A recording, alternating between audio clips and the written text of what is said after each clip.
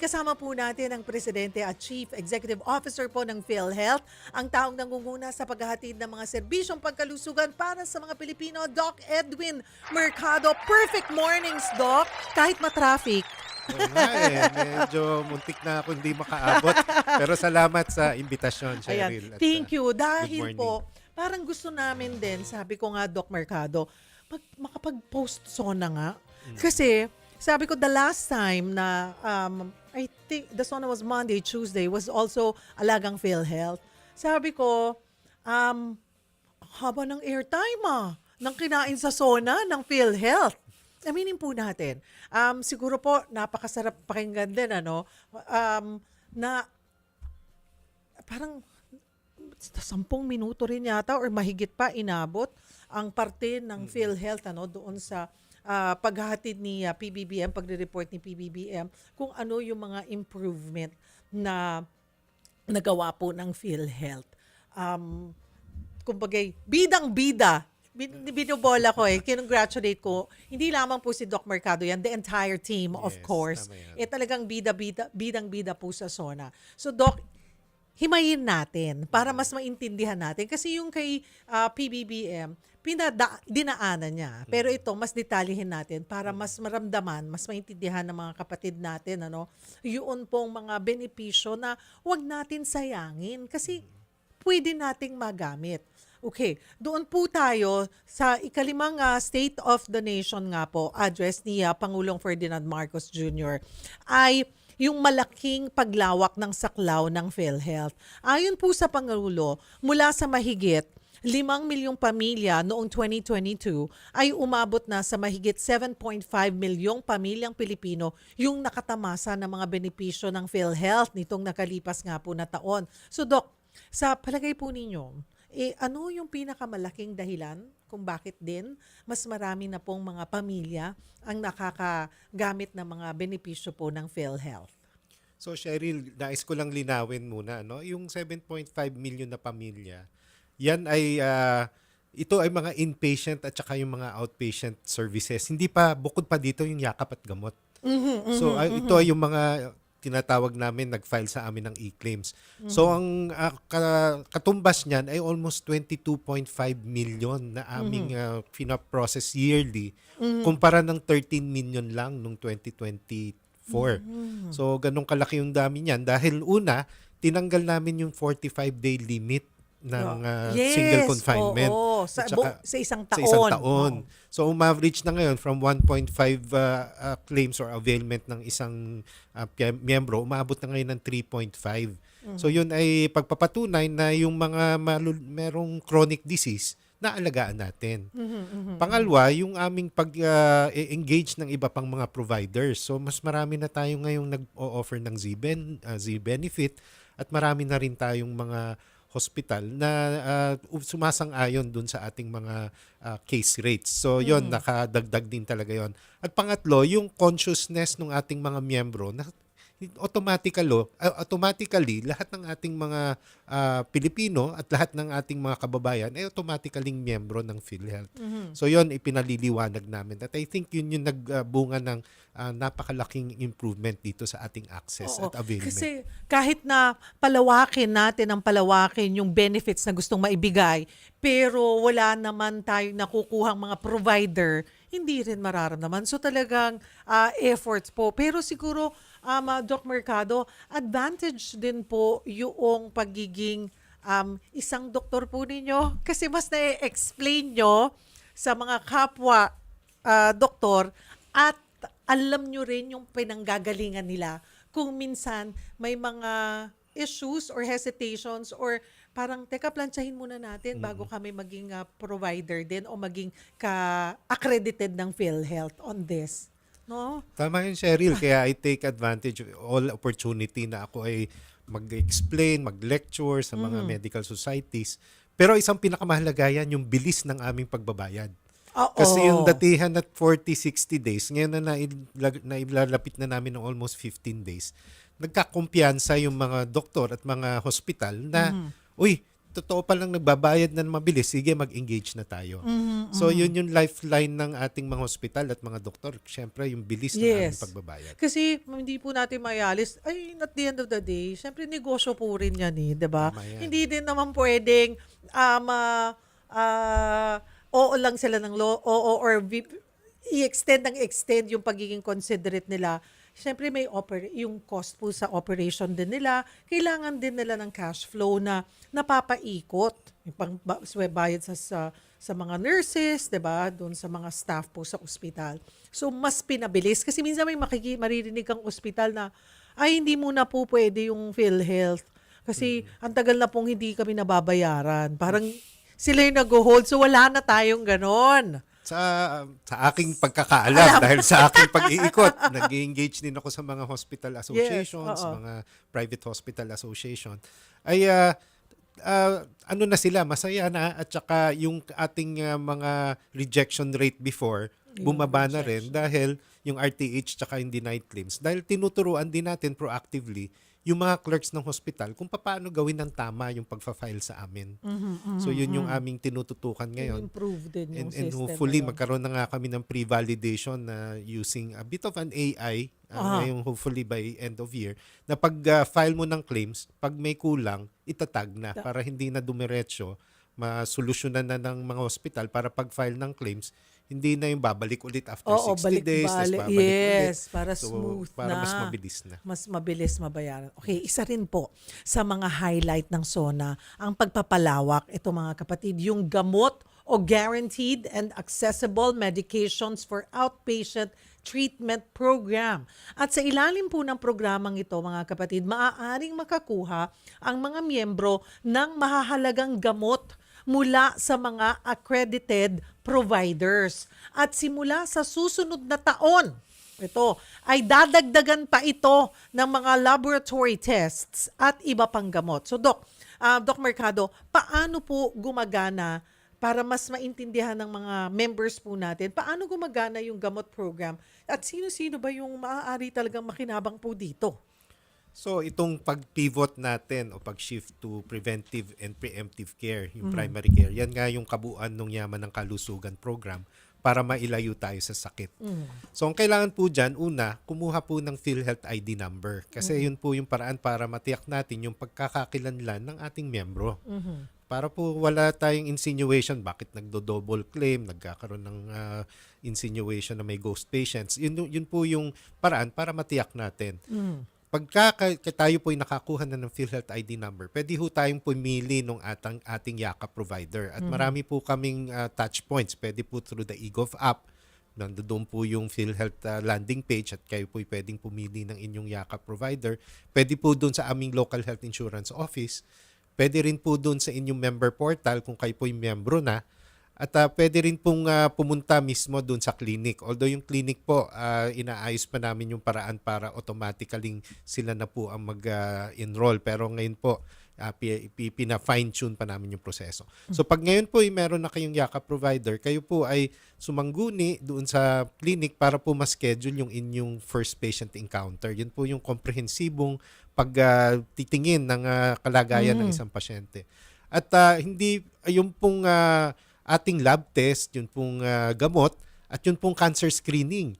Yan po ay naaayon doon sa assessment ng ating primary care physician. Yun po ay meron tayong tinatawag na standard of care na dapat sundin po ng ating mga physicians para tiyak po tayo na ang kalidad po ng ating pagbibigay ng mga serbisyo ay naaayon doon sa nararapat. At pati po yung mga credentials po ng mga doktor, kina-qualify po muna namin yan para po matiyak na sila po may sapat na kaalaman.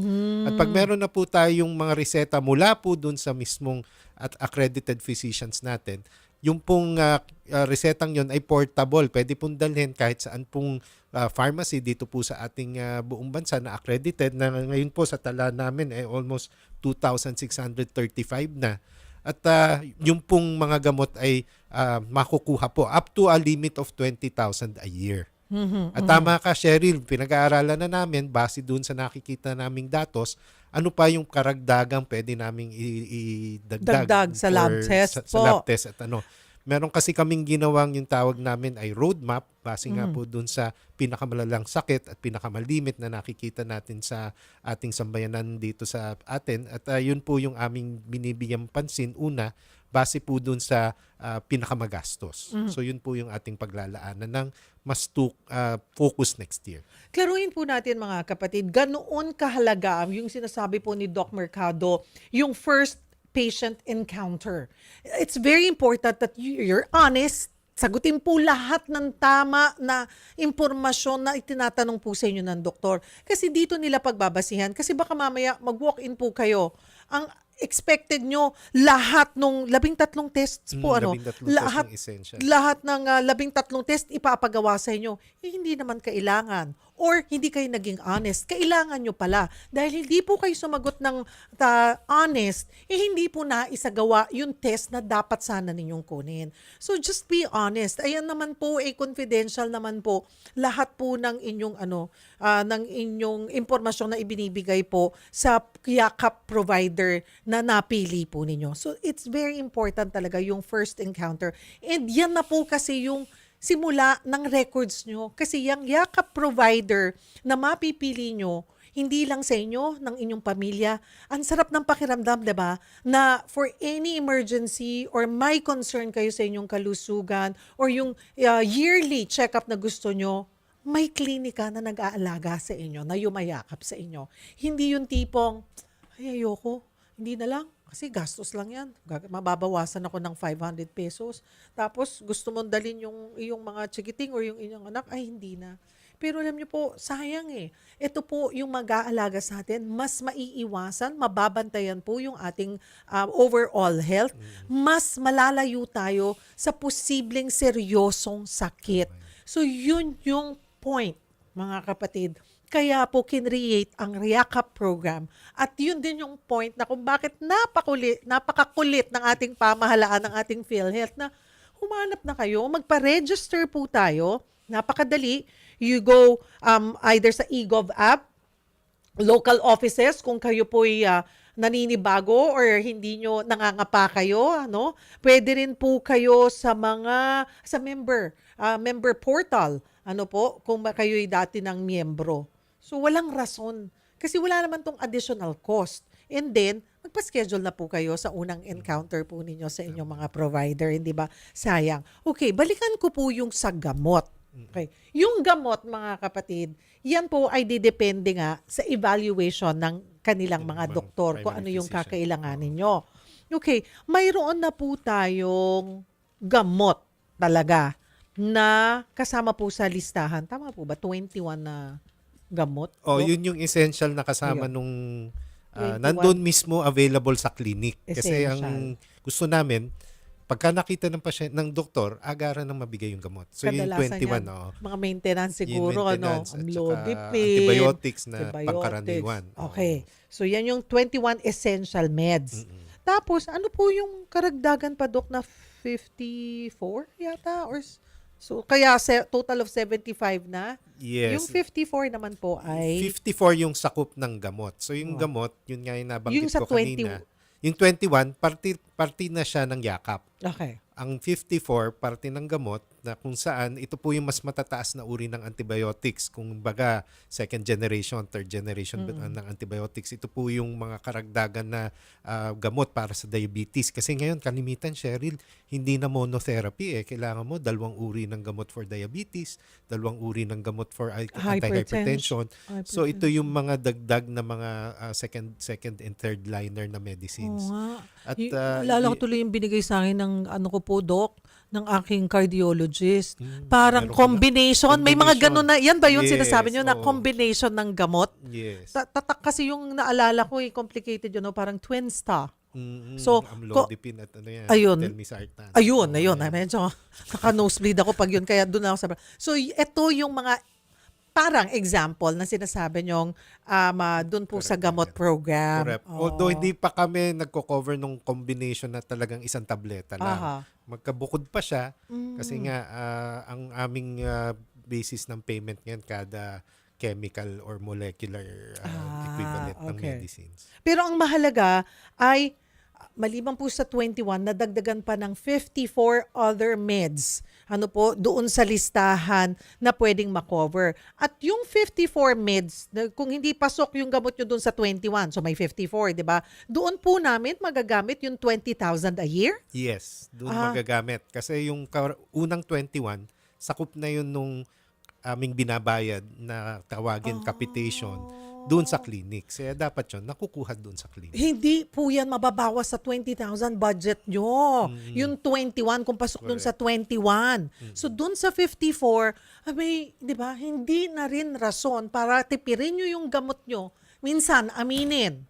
Pag maganda ang sugar level or ang ating blood pressure, ay bukas ko na lang inumin kasi okay ako today. 'Di ba? Titipirin ko na lang. So hindi po kailangan. Kumbaga, ito ay isa ring paraan pala, Doc, na ma-encourage po tayo pag sinabing maintenance. Oo. Maintenance. Daily iinumin. Parang naalala ko yung nanay ko, sabi niya, maganda naman yung ano ko eh. Maganda naman yung blood pressure ko eh. Hindi ako inom ngayon.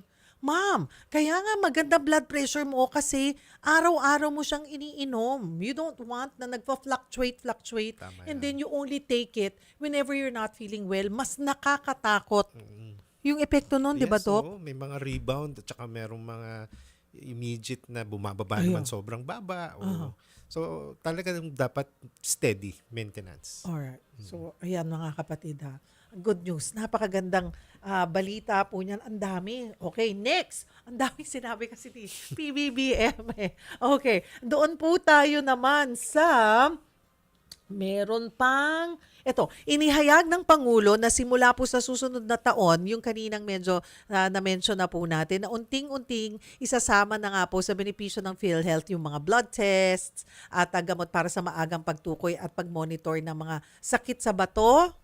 Ano pa to? At atay, thyroid, hepatitis B. So malaking hakbang po ito sa talagang yun yung focus, preventive healthcare.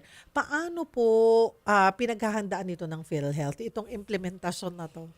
So sa katunayan, sa dami po ng sakit, may 9,000 tayong case rates. Hindi naman po natin immediately 9,000. mako-cover lahat. So talaga pong meron po kaming ginawang sistema o algorithm kung saan po tinukoy namin nga ano po yung pinakamalalang sakit, ano po yung pinakamarami, at ano po yung meron ng pruweba na meron ng gamot na talaga pong pwede na at approve ng ating FDA at ng Health Technology Assessment Council natin. So yun po ay pinag-aaralan na namin, nakagawa na po kami ng listahan. At ang susunod po naman dyan ay yung actuarial projection para po matiyak kung ito po ay sustainable. So tayo po ay gumagawa na ng pag-aaral na yan. At hopefully nga po by end of year at early next year ay maipalawak na at Yung mga maidagdag natin. tests. Opo, pati Kasi tests. doon ngayon, sabi ko nga, may basic na tayo, 13 tests po ang pasok po dyan mga kapatid, doon sa ating YAKAP program. At naidagdag na yung cancer screening. Kasama rin sa YAKAP program. Yes. So additional tests na po yun. Yes. And ayun na nga, pinag-aaralan na next year, possible na mas maparami pa po, mas palawak pa yung test na yan.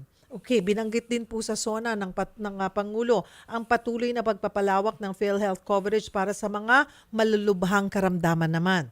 Tulad ng cancer, sakit sa puso, HIV/AIDS, tuberculosis. Kasama rin yung pagtaas ng mga benepisyo upang makasabay sa patuloy na pagtaas ng gastusing medical inflation. Dok, ano po yung mga bagong pinalawak na benefits po na dapat malaman din ng mga kababayan po natin? So, base nga po dun sa ating algorithm o yung roadmap, meron na ho tayong mga nire-repasong mga. Ngayon naman po may coverage na, pero tinitingnan namin dahil sa mga bagong gamot na na-approve na ng Health Technology Assessment na palawakin. So isa po dyan yung mga cancer nga po ng liver, ng lungs, ng ovaries, ng prostate, ng thyroid, ng colon. So yan po yung mga datihang meron na pero niriripaso po namin. Doon naman po sa mga panibagong mga sakit, meron po tayong tinatawag na rare disease o orphan disease. Ito po yung mga sakit na kalimitan nga po ay hindi napapansin dahil una, may kakulangan po dun sa pag-test. Buti nga po ngayon meron tayong newborn screening eh. Yes, At yes, naging yes. panauhin nyo si Oo, Dr. si Padilla. Padilla. So very strong proponent po Yes. yun ng newborn screening. Pag nakita po sa newborn screening, maalagaan na po natin yung bata para po hindi nag-deteriorate na magkaroon po ng impact, mental retardation, Hindi, oo metabolic nga po. disease. At bigyan po ng pag-asa maging normal yung buhay ng ating bata. So yun po ay gagawin po natin. Mhm. Speaking of children, mga newborn, mga kapatid, isa rin sa pinalakpakan siguro po sa anunsyo ni Pangulong Bongbong Marcos ay yung pagdodoble ng PhilHealth package para sa mga batang may developmental disabilities. Kasama rito po yung pagtaas ng saklaw ng therapy sessions mula 90 hanggang 150 sessions. Parang dialysis. Ganito rin nun yung dialysis. Upang mas matulungan po ang mga pamilyang may mga batang nangangailangan ng tuloy-tuloy na therapy. So, gaano po kalaking ginhawa ito, Doc, yung maidudulot nito sa mga magulang na may mga anak na may, ito po, autism, cerebral palsy, at iba pang developmental disabilities. So yung nabanggit ko, una yung newborn screening. Yes. So yun, kaakibat nun, may ibang mga sakit kasi na kailangan ng occupational therapist or ng speech therapist. Meron namang ibang mga diseases, yun nga yung developmental, nagmamanifest kapag usually school age na yung bata. Kung papasok usually at 4 years old, 5 years old, preschool pa lang nakikita na natin. Bakit parang walang masyadong attention? Yan yung attention deficit and disability and hyperactivity disorder. Yung mga hindi makapagsalita early in life, baka Yes. may autism, hindi makatingin diretso at makipag-interact sa mga kasamahan sa bahay.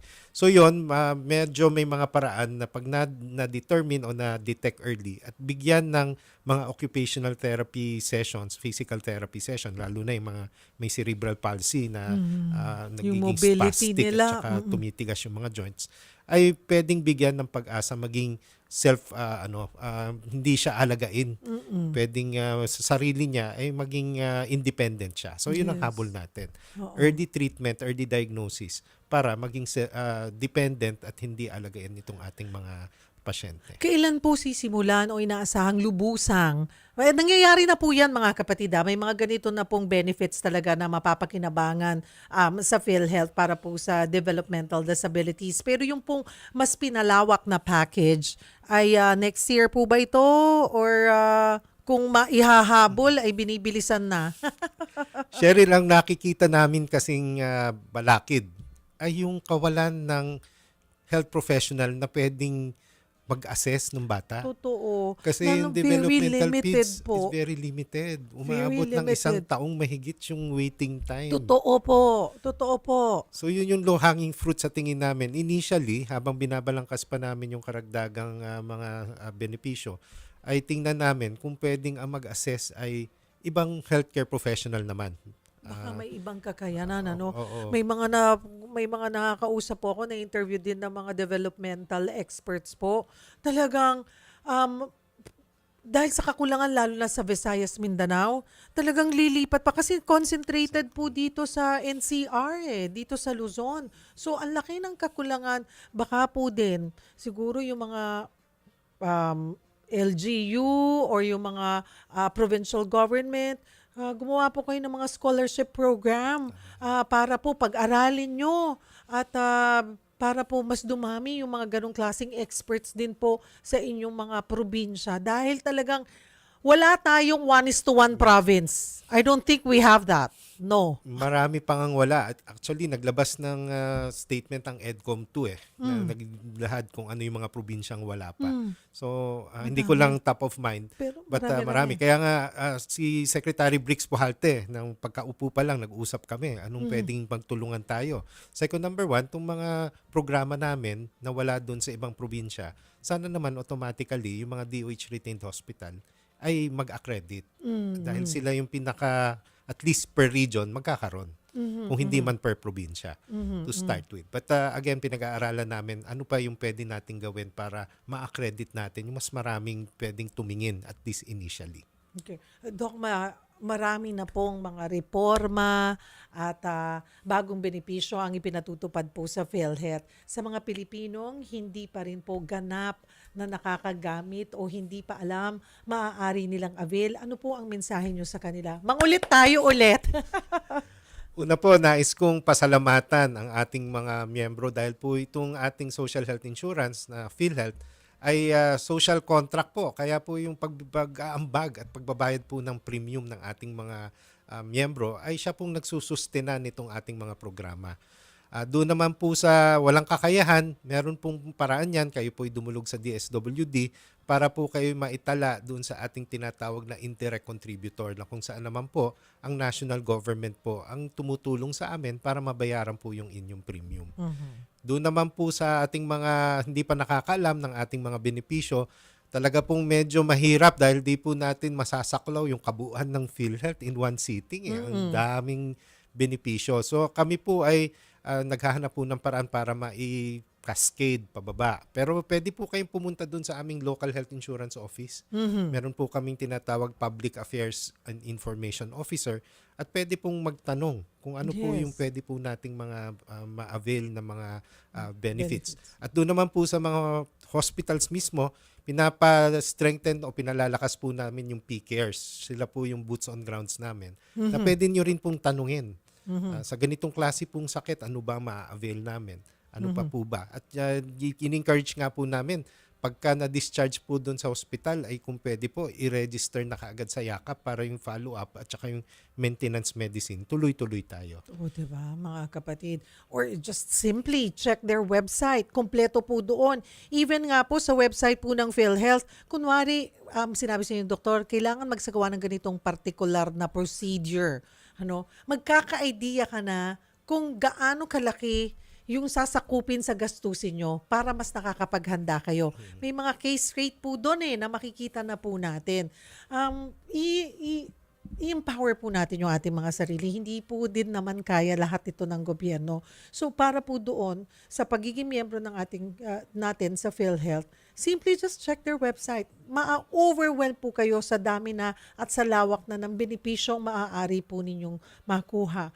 At again, mangungulit po ako, yung Yakap program, sayang po Sayang yung bawat araw, bawat linggo na pinababayaan nyo na hindi po kayo nakakapagrehistro. Na sana ay kung ngayon nalaman nyo, pupunta lang kayo na may sakit. Kung nakapagrehistro na po kayo, naagapan po sana yung mas malalang sitwasyon o yung inyong mas malalang karamdaman. Hindi po kayo kailangan matakot dahil libre po yan Libre po yung pag-aalagang gagawin po sa inyo at sa inyong pamilya. Ngayon naman po, makipagkwentuhan tayo sa isang PhilHealth member na naging benepisyaryo ng Z-Benefit para sa cancer. Siya po ay na-diagnose ng stage 3 breast cancer. 44 years old lamang po siya. Online English teacher mula po sa Lucena, Quezon. Welcome to the program, Miss Nerissa Hedlind. Hi, Nerissa! Perfect mornings. Kasama natin si Doc Mercado. Gandang umaga, Nerissa. Magandang umaga po. Ayan. Nerissa, kwentuhan mo muna kami. You're only 44 years old, pero ayan, itong journey mo sa pagkakaroon ng breast cancer stage 3. Paano mo nalaman? May nakapa po akong bukol una po muna nung 2019 sa left breast ko. Okay. So yun yung unang diagnosis ko ng cancer noong 2019 sa left. Then nag-remission ako for almost 5 years. So nagkaroon uli ako sa right breast. Yun. So bukol siya, Miss Cheryl. So wala namang sumasakit sa akin. I mean, walang ibang sintomas kundi yung bukol. So hindi mo iniisip na kasi 'di ba, sabi nila pag di naman masakit, di mo naman masyadong kailangan. Parang baliktad. Pag masakit, doon ka mas hindi magwo-worry, parang ganun. Ganun ba 'yun? Sa akin kasi walang masakit nung that time. Hindi ako na-alarm. Hindi ako yung tipong kailangan kong pumunta sa doktor kasi may pain. So bukol siya, and then kapag nagme-menstruate ako, nawawala naman siya. So kaya hindi mo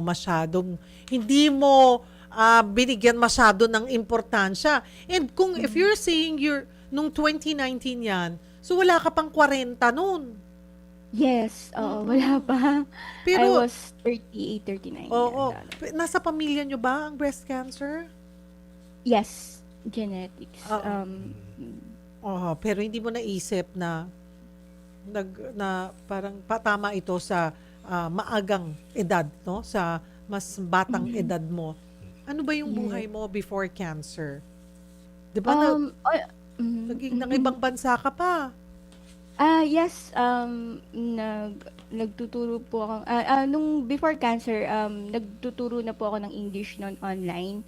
So, nakabuild po tayo ng community dito sa aming hometown ng mga teachers. So, nagme-mentor din ako or nagka-guide din ako sa mga aspiring teachers.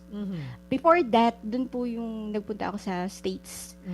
Kasi nakapangasawa ako ng American. So, dun ako nag-work din ako doon sa Amerika. Pero nung pumalik ako dito sa Pilipinas, nakahanap din ako siguro nung sinasabi kong parang calling kasi kumbaga medyo nakakatulong din tayo sa community na yung mga gustong magturo ng English online.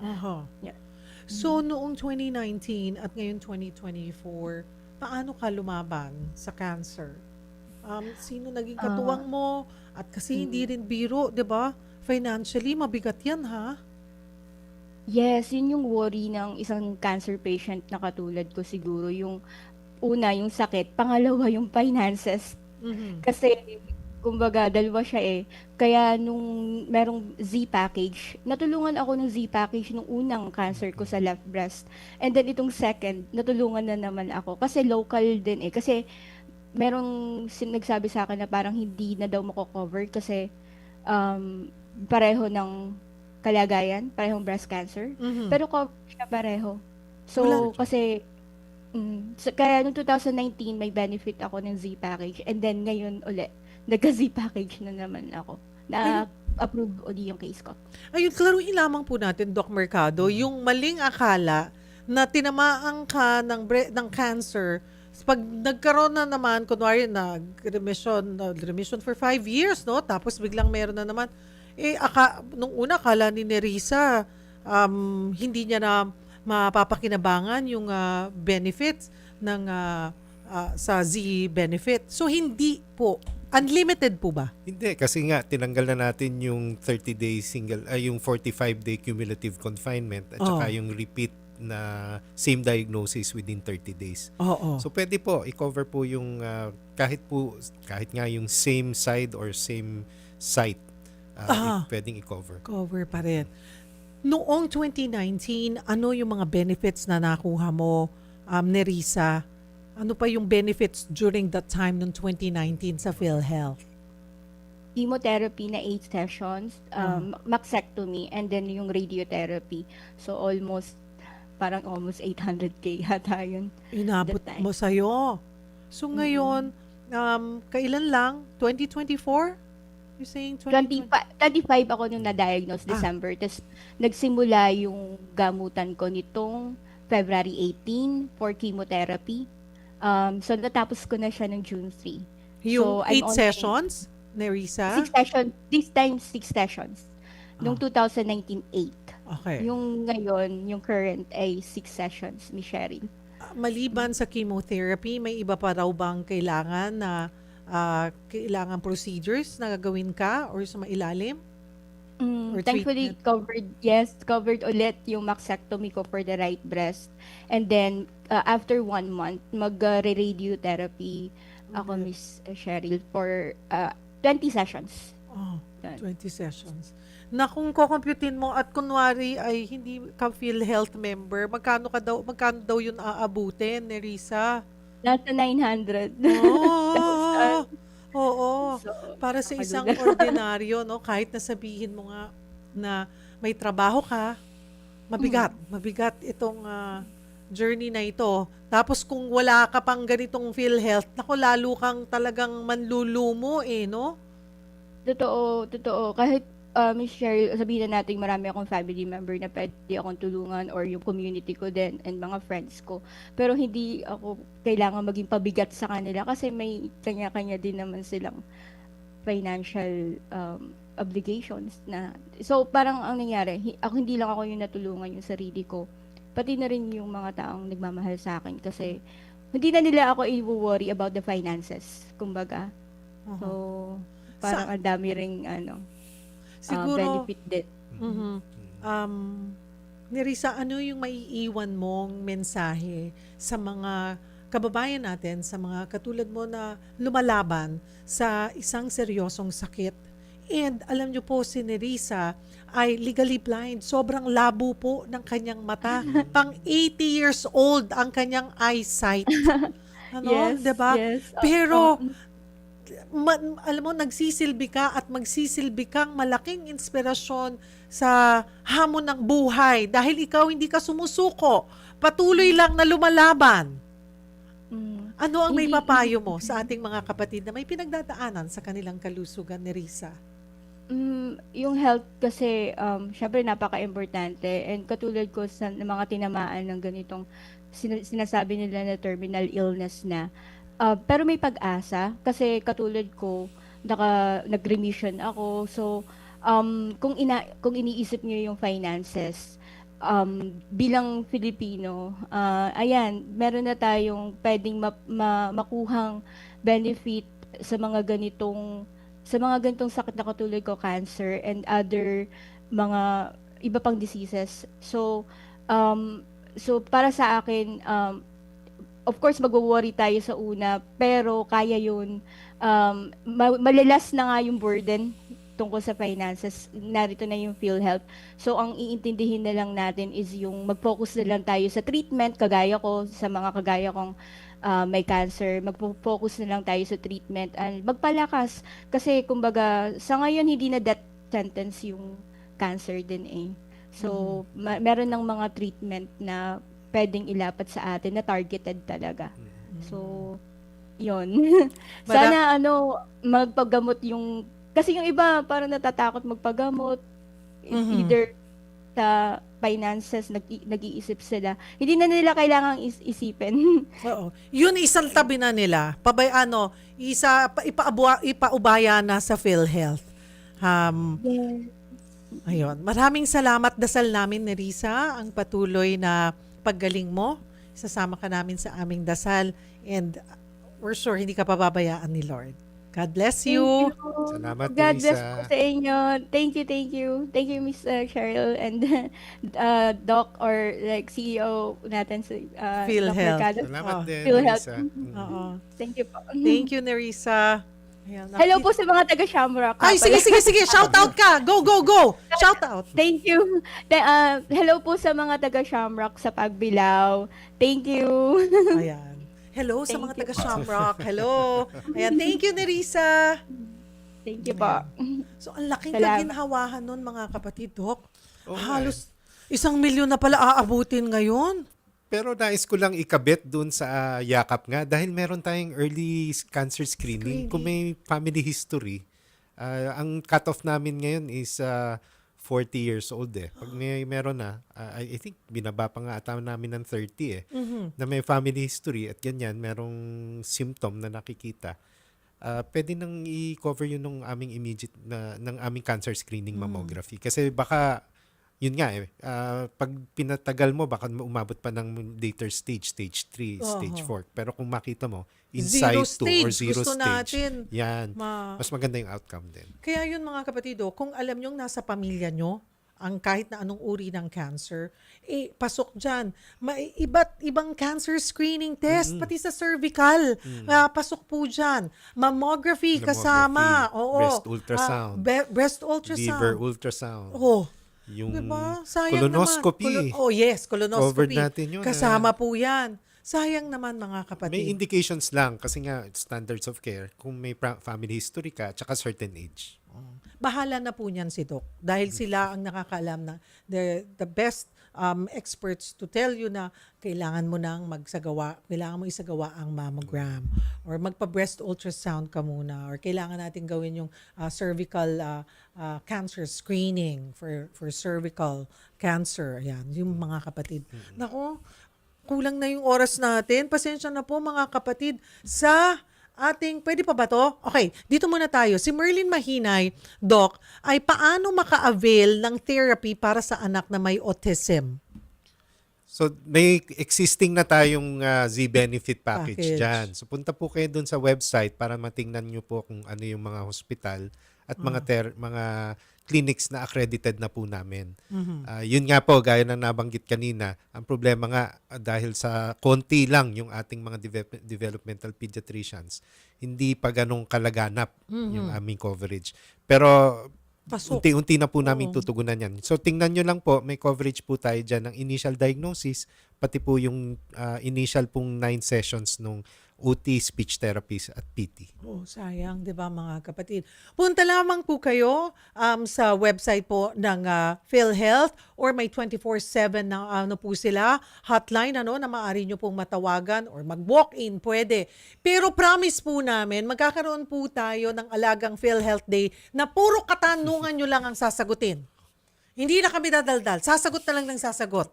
Pwede po yun, Doc? Oo. Kasi Kasi madaming ayaw din po namin na sabihin nyo naman, hindi naman napag-usapan yung concern ko. Gagawin po natin yan na Viewers Day sa Alagang PhilHealth. Kayo lamang ang magtatanong. Hindi ako magtatanong. Tanong nyo lang ang itatanong ko. Promise po yan. Gagawin po natin yan dito sa Alagang PhilHealth dito sa Perfect Mornings. Siguro po, panghuli na lamang, Doc Mercado, again, mensahe po at paalala natin sa ating mga PhilHealth members. So sa lahat po ng ating kababayan, dahil automatically naman lahat ng ating kababayan ay automatic na PhilHealth member. Unti-unti na po nating pinalalawak ito pong ating mga benepisyo. Bagamat meron pa rin pong konting gaps na pwede po nating unti-unting punan. Pero kayo po ay wag mabahala dahil ito po ay pinag-aaralan nating mabuti. At ang una nga po dyan ay yung primary care o yung pong preventive. Mas maganda po kasi na yun, universal na talaga dahil 96% na po ng bayan dito sa buong bansa may yakap clinic na. Although we're still encouraging more providers. Ang target po natin this year, umabot po tayo ng 5,000. Nasa mga 4,400 na po tayo. So yung pong gamot ay avail nyo rin. May mga 2,600 na po tayong pharmacy. Pinalalawak pa rin po natin yan na umabot din ng 4,000 para po mas madali tayong maka-avail nitong benepisyo. Yun lang po, may mga steps na gagawin at ito po ay madali lang naman. Pumunta po kayo sa local health insurance office at kayo po ay humingi o magpa-register para makakuha ng PhilHealth ID number. At ang ano lang po, yung pong pagbibigay po nung reseta at saka yung pagdetermina kung ano po yung mga lab test na gagawin, yun po ay ayon dun po sa assessment ng ating doktor. Hindi ho yun ay automatic per demand. Kasi may mga Yes. reklamo kami sabi nyo covered lahat, dapat gawin sa akin. Pero kung hindi po naaayon, hindi rin naman po nararapat. Kasi baka mas makasama pa nga po sa inyo at sa inyong kalusugan. Marami pong salamat for joining us. Sa Ay, susunod thank you ulit, din. pag Thank you. libre po ang schedule, Doc. Pag libre, walang problema. Ayan po. Mga kapatid, sana po ay marami po kayong napulot na impormasyon. Ano po, ukol sa mga benepisyo nating pwedeng magamit mula po sa pagiging isang PhilHealth member.